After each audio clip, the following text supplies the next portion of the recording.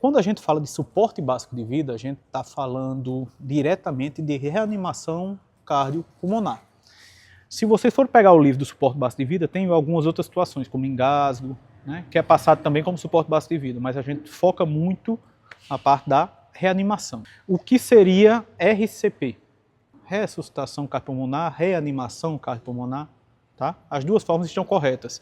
Quando é que eu vou utilizar a reanimação cardiopulmonar? Em casos de RCP é utilizado em casos de PCR, não é isso?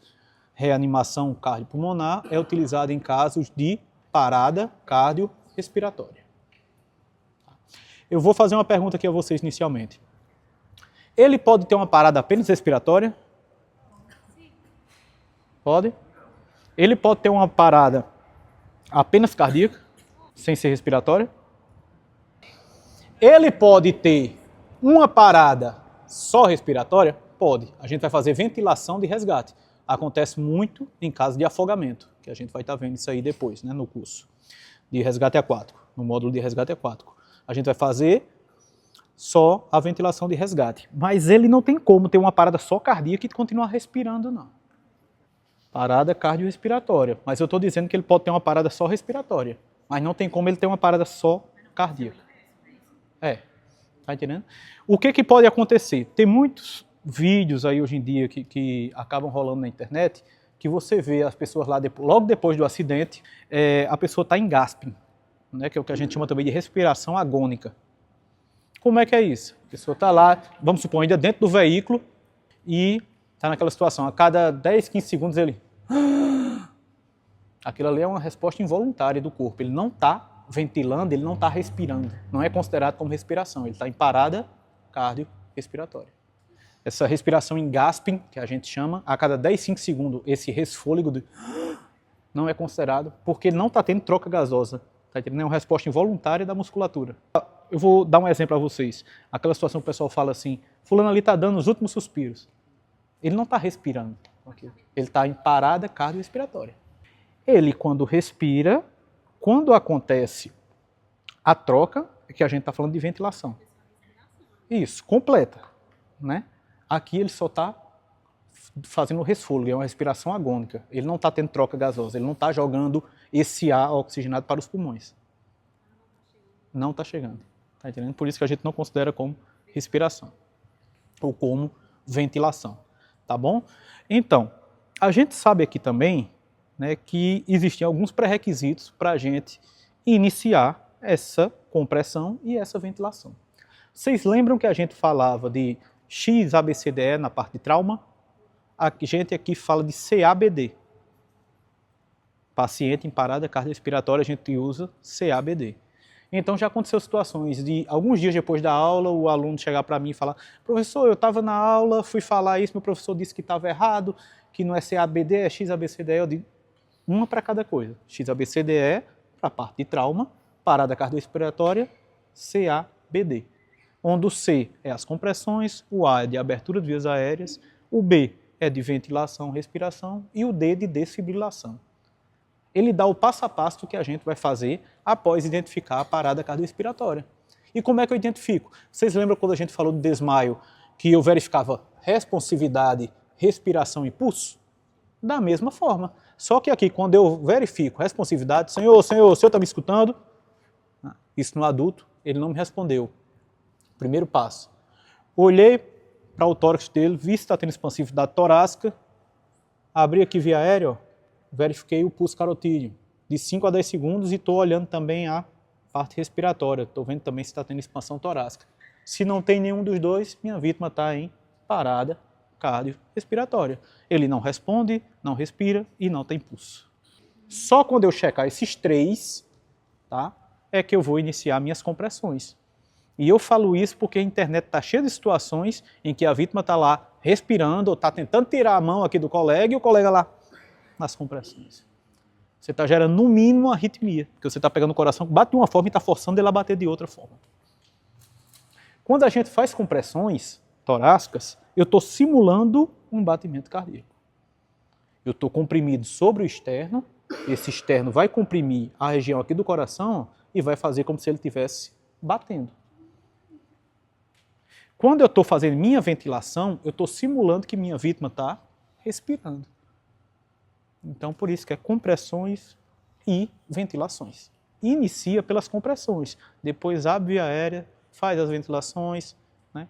Assim que tiver um desfibrilador por perto, a gente vai trazer o desfibrilador também, para estar aumentando a chance da gente reanimar essa vítima. Aqui a gente está identificando e ainda vai ver a parte de como fazer a compressão, né? Ideal, fazer a ventilação ideal, para depois a gente ver os ciclos. Quais seriam as situações em que eu não iria iniciar compressões e ventilações? Vamos lá, minha vítima está em parada cardiorrespiratória, mas eu não vou iniciar as compressões ou ventilações. Seria quando? Tem 4 situações aqui importantes que a gente tem que avaliar, para a gente não iniciar a reanimação. Primeira delas, tá? Se for caso, né, de morte evidente.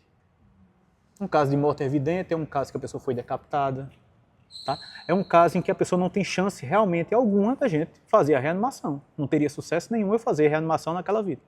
Então não iniciaria nesse tipo de vítima. Segundo caso, rigor mortis ou rigor mortis, né? Quando você chega para fazer essa avaliação e faz tanto tempo que ele foi a óbito que as articulações, né? Se ele tiver com alguma coisa na mão, até para você abrir a mão dele, é difícil, já está rígido. Tem muita gente que chama também rigidez cadavérica, né? Tem a situação também que a gente chama de livor mortis ou livor mortis também, que é quando, vamos supor, ele tá assim, decúbito dorsal. Quando você vai ver o sangue já está todo, né? As manchas roxas, né, do sangue pisado, entre aspas, na região que tiver mais baixo. Se for um caso de enforcamento, vai estar nos pés. Se for um caso em que ele está em decúbito dorsal, vai estar nas costas, porque a gravidade já levou o sangue para aquela região. Então, é outra situação que não adiantaria mais a gente fazer esse tipo de compressão. Tá? E outra situação, né, que é um pouco mais complicada, é de quando essa vítima, ele deixou assinado, documentado que não queria a reanimação. Vocês viram uma situação que está passando bastante agora na internet, de novo, né, a cada ano ela volta, que passa a imagem de um tórax com a pessoa não reanimar, né, aí pergunta, o que você faria? Você reanimaria ou não reanimaria? Né? Se ele realmente tiver deixado... Muitas vezes a pessoa está com a doença há muito tempo, né, já vem sofrendo há muito tempo aquela doença, né, já está em cuidados paliativos e deixou um paciente oncológico muitas vezes e deixou assinado que não queria que reanimasse. Então, tem situações, eu costumo dizer a meus alunos, né, quando eles perguntam, você reanimaria? Eu digo, depende da situação. Tá? Então, assim, se fosse uma pessoa que tivesse uma sobrevida legal, se fosse uma pessoa que, né, que depois que a gente conseguisse reanimar, ele fosse viver bem depois daquilo, tudo bem. Mas se ele deixou assinado e é uma pessoa que não tem sobrevida, eu não reanimaria. E se for falar por lei, você não tem o direito de reanimar. Na parte de reanimação, sempre vale a ideia da empatia. De você pensar, se fosse um familiar seu, o que você faria? Né? Porque quando a gente fala de reanimação, tem pessoas que falam no dia a dia, não, eu faço 10 minutos de reanimação, se eu não conseguir reanimar... Aí eu pergunto, se fosse um filho seu, você ia fazer 10 minutos? Se fosse um pai seu, você ia fazer 10 minutos? Porque eu, quando precisei fazer em familiar meu, passei 1h30 fazendo. Então, assim, é injusto você ir fazer um atendimento e não dar o seu melhor. Tá? Então, hoje em dia, a gente prega essa ideia de você vai fazer até quanto sua equipe aguentar. Já teve pacientes que a gente conseguiu reanimar depois de 40 minutos. Quando eu estou falando aqui de compressões, né? Eu falei aqui de CABD. Quando eu estou falando aqui de compressões, qual a velocidade que eu vou fazer minhas compressões? De 100 a 120 por minuto. Então, é uma velocidade razoável. Né? De 100 a 120 por minuto.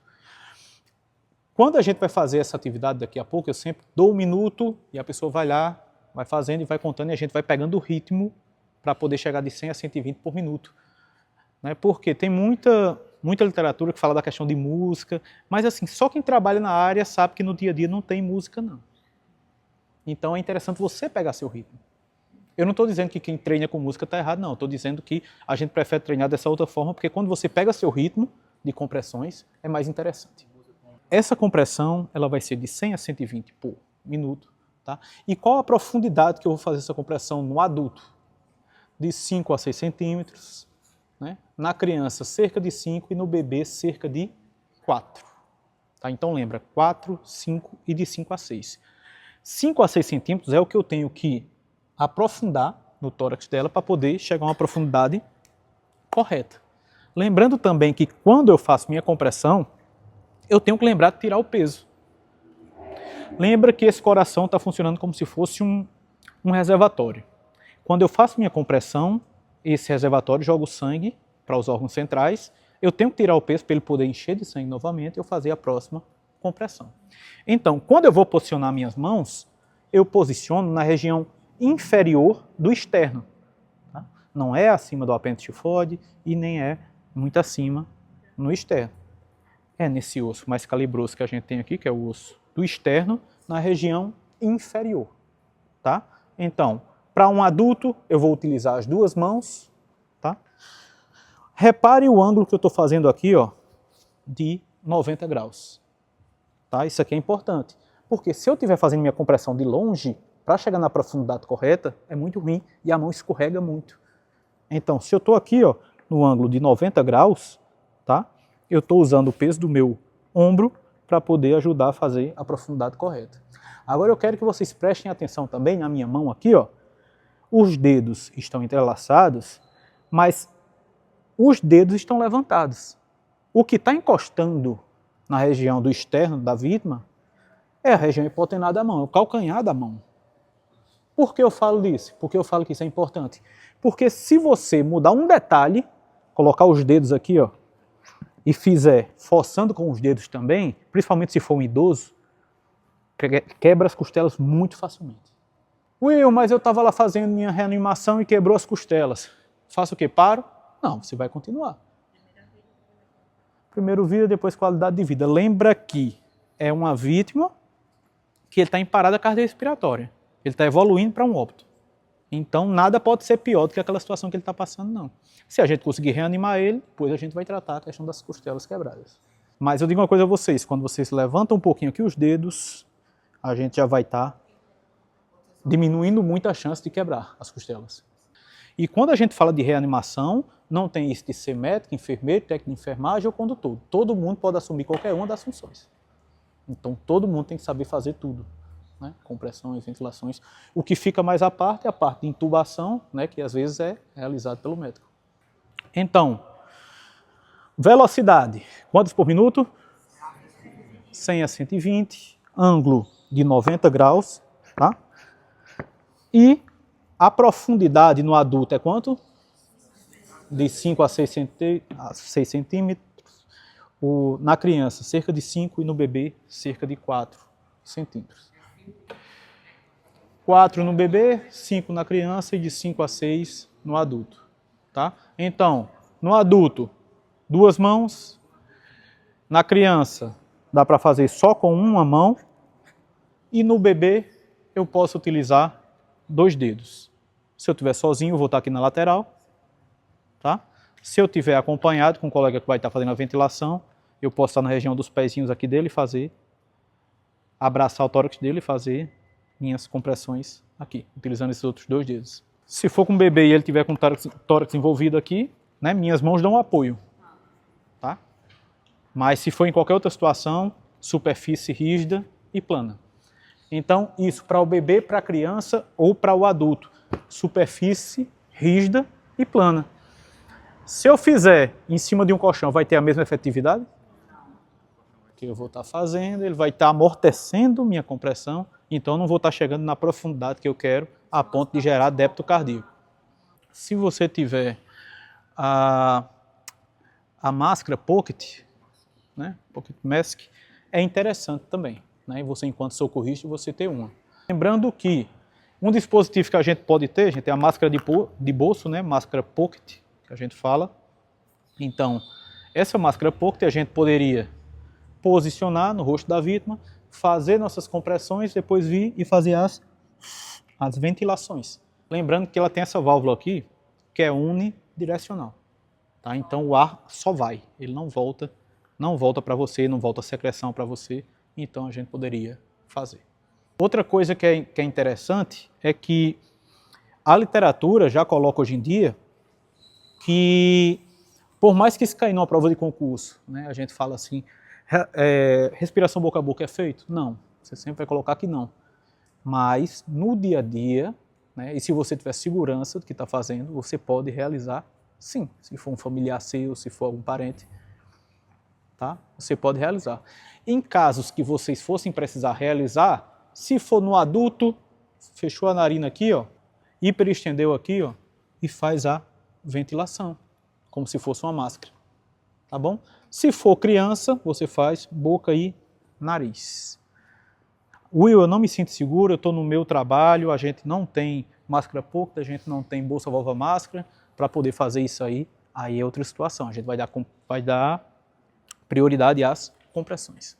Eu estou falando de uma situação hipotética em que você pode utilizar também essa respiração boca a boca. Mas a nível de literatura, hoje em dia tudo é falado para não se utilizar mais, porque para eles o socorrista devia ter no mínimo uma máscara POCT, que é uma máscara de bolso, tá? Para estar evitando o contato direto com secreção, né? Porque normalmente quando é bebê ou criança que tem um rostinho muito pequeno, a única diferença que vai ter é que a gente coloca ela invertido para poder encaixar. Tá? Porque o rostinho é pequenininho, se a gente só tem a máscara adulto, a gente poderia fazer com ela invertida. A gente falou de velocidade, falou de profundidade, falou de posicionamento, tá? O ângulo aqui de 90 graus. 2 detalhes importantes na hora de fazer as compressões. Nós não fazemos compressões dobrando o braço, perde toda a força de compressão. Lembra que eu tenho no adulto que baixar de 5 a 6 centímetros, então é muita coisa. Tá? Então eu tenho que estar com esse braço retinho. Normalmente a gente fala a questão de travar o braço. Tá aqui, ó, você faz isso aqui, ó. Pra gente não estar dobrando. E outra coisa que cansa bastante é a compressão com a cabeça. Alguém já ouviu falar como é que é? Compressão com a cabeça é isso aqui, ó. Então, gente, tem essas coisas aqui que a gente pode estar corrigindo na nossa compressão. Se a gente for fazer aqui a ventilação, gente, preste atenção uma coisa. Primeiro de tudo, a gente vai utilizar a técnica CE, né? Faz muitos anos que a gente utiliza essa técnica CE. Enquanto o colega está lá fazendo as compressões, ó, eu vou estar aqui, o C vai estar por cima da máscara, tá? Para poder vedar, e o E para abrir via aérea. Não adianta eu estar ventilando com via aérea fechada, sempre com via aérea aberta. Técnica CE, continua sendo a mesma. E vou estar aqui, ó, com minha bolsa válvula máscara, já esperando para fazer minha ventilação. Ela aqui está conectada no oxigênio e tem um reservatório. Tá? Então, quando a gente fala de ciclos no adulto, sendo com 1 ou 2 socorristas, vai ser 30 por 2. Então ele vai estar fazendo 30 compressões e eu vou estar fazendo 2 ventilações. Cada ventilação de 1 segundo. Tá? Cada uma de 1 segundo. 1, 2. Ele já inicia as compressões novamente. Na hora que chega 5 ciclos desse 30 por 2, a gente inverte. Tá? Quem estava na ventilação vai para as compressões e quem estava nas compressões vem para a ventilação.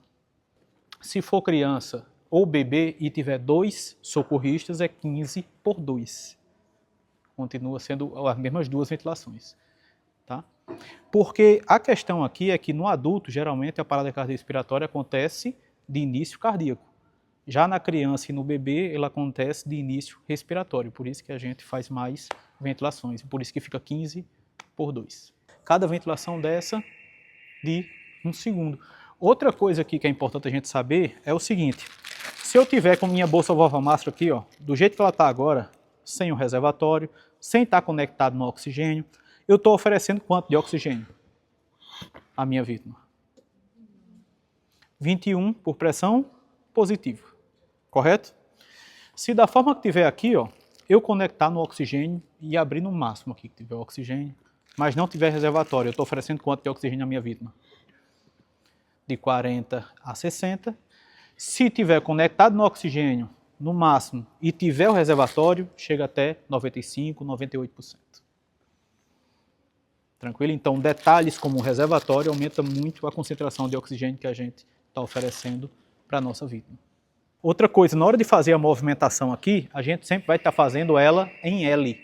Eu estou aqui, meu colega está fazendo compressão desse lado. Eu estou fazendo a ventilação aqui, ó, eu vou para o lado oposto e inicio minhas compressões. Ele que está fazendo as compressões aqui, vem para cá e faz as ventilações dele. Terminou os 5 ciclos, ele volta para o mesmo lugar onde estava, para não ter que ficar um passando pelo outro, perdendo tempo aqui. que acontece muito no dia a dia, né? Querendo passar por cima da vítima ou dar a volta, tudo isso a gente está perdendo tempo na hora de uma reanimação. Cada segundo aqui é importante depois de identificado. Nas literaturas, né, numa literatura de 4 anos atrás, apareceu falando o seguinte: se a vítima tiver com via aérea avançada, se a vítima estiver entubada, tá, você faz uma ventilação a cada 6 segundos, ininterrupto. Sendo que, para quem trabalha na urgência e emergência, é interessante a gente saber que existe essa possibilidade. Não é obrigado a ser sempre 30/2, não. Se ele estiver entubado, eu posso fazer uma ventilação a cada 6 segundos e fazer compressões ininterruptas. Só que só quem já fez compressões sabe que se no momento que ele estiver fazendo a ventilação, você estiver fazendo a compressão, a pressão intratorácica é muito grande, você não consegue fazer essa compressão de forma eficaz. Por isso que eu continuo preferindo fazer o 30/2. Vamos lá, quanto tempo de reanimação? Aqui só tem 2 possibilidades. Ou a vítima vai reanimar. E quando eu falo reanimar, é importante a gente saber o seguinte: até alguns anos atrás, o que a gente fazia? Depois de cada ciclo, a gente parava aqui, ó, checava o pulso durante 10 segundos, para tentar ver se a vítima tinha retornado pulso ou não. Hoje em dia, se minha vítima não estiver monitorada, que eu possa ver lá no cardioversor, no monitor, se ele realmente retornou o pulso, eu vou fazer compressões e ventilações até ele expressar um sinal de vitalidade. O que seria um sinal de vitalidade? Tentar abrir o olho, começou a respirar, tossir, tentar falar alguma coisa. Isso aí tudo a gente considera como sinal de vitalidade. E se eu não conseguir reanimar, quem vai dizer a hora de parar é a equipe, né? A equipe muitas vezes está ali fazendo meia hora, 40 minutos, 1 hora, um olha para o outro. Gente, a gente já fez os ciclos das medicações também completo e não dá mais. Quando a gente fala de medicações, vamos lá. Primeiro a gente tem que saber o seguinte, que existem ritmos de parada chocáveis e ritmos não chocáveis. Para os ritmos não chocáveis, a gente utiliza adrenalina.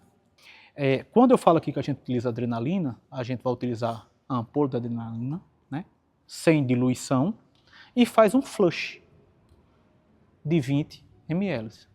Depois, de água destilada, de soro, enfim, depende da literatura que você estiver usando. Mas os dois vão surtir efeito. Por quê? Você faz e ainda tem pessoas que pedem para levantar um membro, né? Porque ele está sem pulso.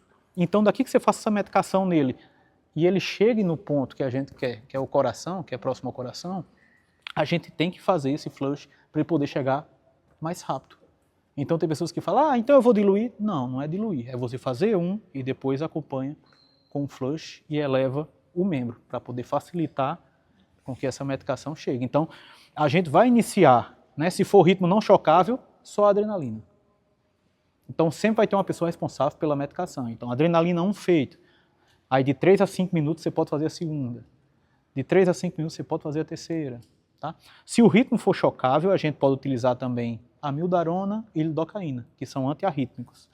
Então, como ele é antiarrítmico, não adiantaria você fazer num ritmo não chocável, porque ele não tem ritmo. Amiodarona e lidocaína. A gente vê aí que no caso da amiodarona, a gente começa iniciando 150 miligramas e depois faz uma de 300, no caso só faz 2. E lidocaína, a gente tanto pode fazer endovenoso como pode fazer direto no tubo.